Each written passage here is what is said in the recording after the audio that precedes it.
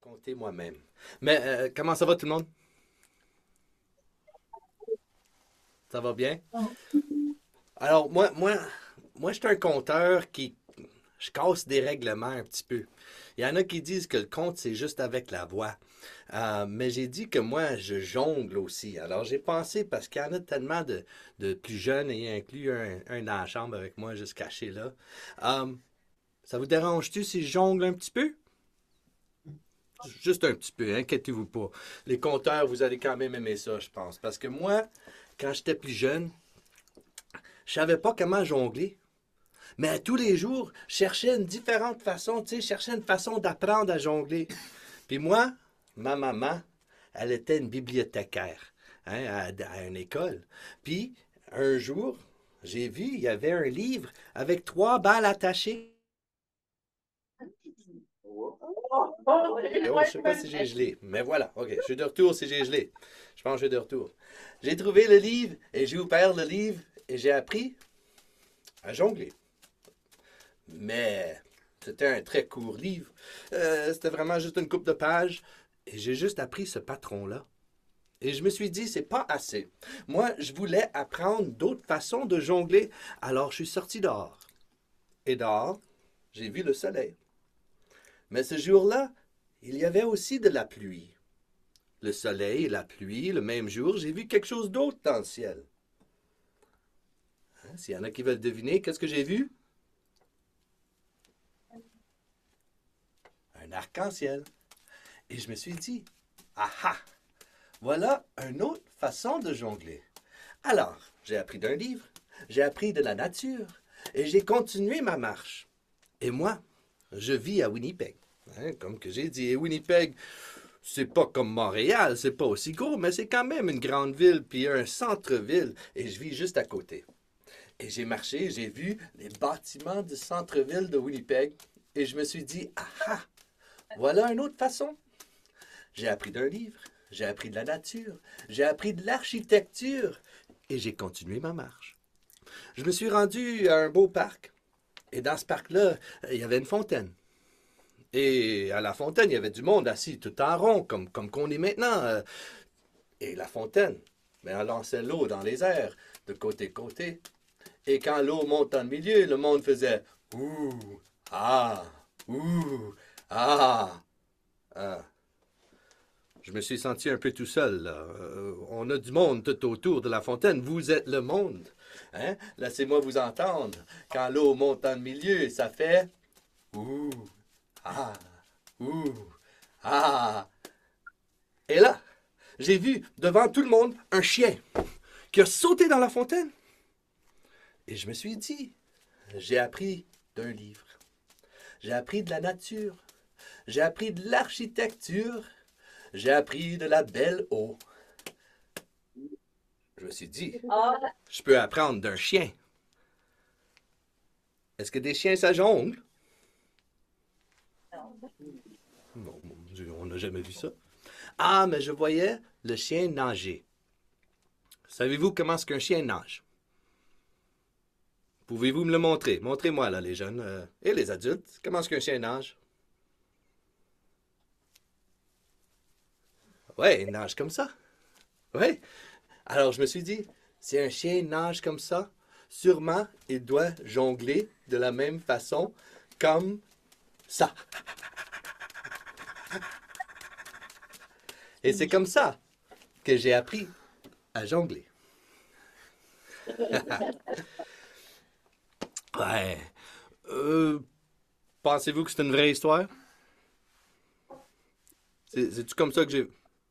Ben, il y en a un brin. Il y en a un brin de vérité au début, hein. Mais certainement, j'ai exagéré un peu. Mais, j'ai aussi quelque chose d'autre que je voulais vous montrer. Avant de prendre une pause, là, je pense que ça vaut la peine aussi, juste pour entendre un différent son que des voix.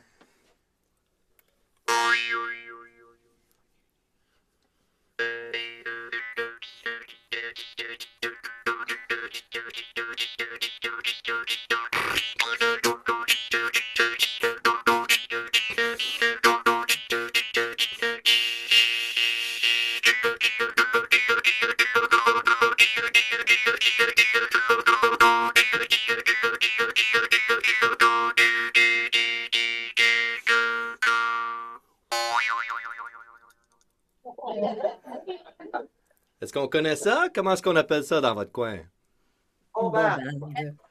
Bombarde, guimbarde. Ouais, chez nous, on appelle ça un ruine-babine. Ah, chez nous aussi. Ben oui, ben oui. Puis les babines, si vous savez pas c'est quoi, hein? Babine, babine. La Ben oui. Sagouine avait un ruine babine. Ah bon, oui, c'est ça.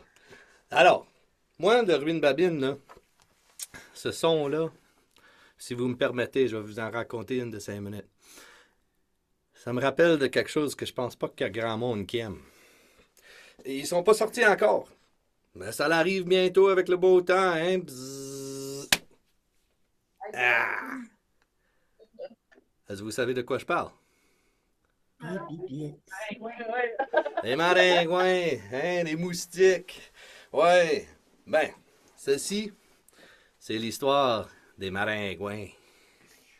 Savez-vous qu'il y a très très longtemps, avant même qu'il y ait des humains sur la Terre, dans ce coin-ci, il n'y avait pas de maringouins? C'est vrai, c'est vrai. Dans ce temps-là, il n'y avait pas d'humains, il n'y avait pas de bébites, il n'y avait pas d'animaux, mais il y avait des géants. Eh oui. Et ces géants-là, ben, ils mangeaient ce qu'ils pouvaient. Tu sais, il y avait juste des légumes, ils étaient végétariens. Mais, quand les humains sont arrivés, les géants, eux autres, ben, sont gênés. Ils ont en grande partie disparu. Sauf pour un géant. Lui, il est resté. Puis le géant-là était méchant. Il a même arrêté sa diète végétarienne pour, au lieu, commencer à manger les humains. Qui est un vraiment grand problème si tu as un géant qui mange ta famille et tes amis de temps en temps. Alors, il y a une guerrière qui a décidé, je vais m'en occuper de ce problème-là. Mais aller tuer le géant, elle a dit. Elle est partie du village, avec rien, pas d'armure, même pas d'épée, mais elle avait un plan. Puis elle était bien intelligente. Elle savait qu'en premier, il faut trouver le géant, il faut trouver ses traces. Mais ici, dans le milieu de notre beau pays, c'est les prairies. Hein? C'est facile de suivre les traces dans la terre molle. Elle a suivi ça jusque dans la forêt. Hein? Puis suivre le sentier d'un géant dans la forêt, c'est pas compliqué. Hein? Il y a des arbres cassés, des branches cassées partout, tu suis ça. Éventuellement, elle s'est retrouvée devant une énorme cabane. C'était la cabane du géant. Puis c'est là qu'elle a mis son plan en action. Elle s'est couchée devant la porte. Puis elle a fait comme si elle était morte. Puis c'est là que le géant est sorti de chez lui. Oh, les humains, c'est rendu facile vous chasser. J'ai même pas besoin de courir après vous. Vous venez mourir à ma porte. Puis il ramasse notre guerrière. Il met l'humaine sur son épaule. Il rentre chez lui. Le géant il avait décidé, m'a faire de la soupe à l'humaine à soir. Mais quand il est rentré, il a vu qu'il n'y avait pas assez de bois pour faire le feu, pour bouillir l'eau. Alors il dépose notre guerrière sur la table. Puis il sort dehors pour aller couper du bois. Ça a donné une chance. Hein?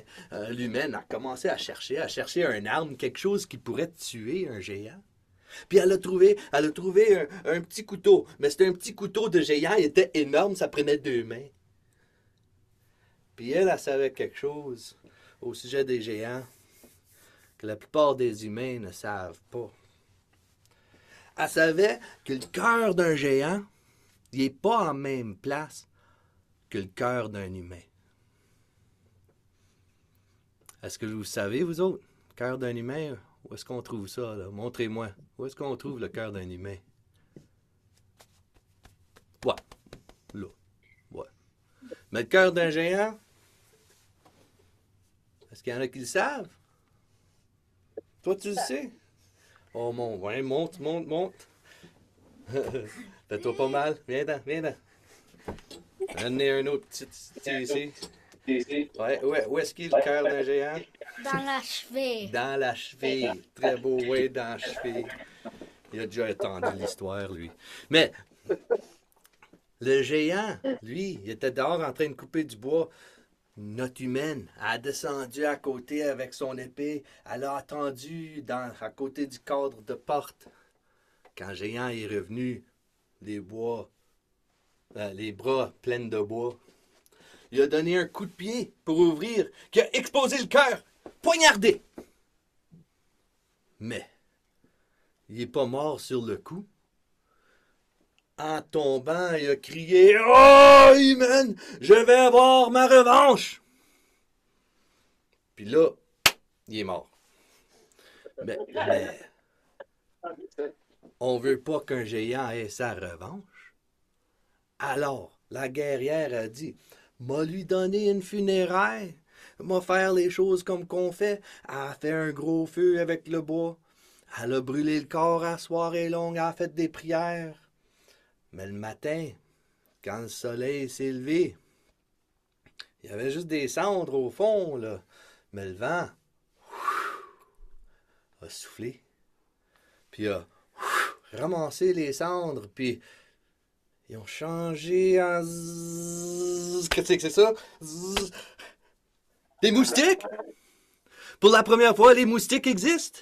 Là, au lieu d'avoir un géant qui nous mange de temps en temps, on a des millions et des millions et des millions et des millions de petits géants qui nous mangent à l'été longue.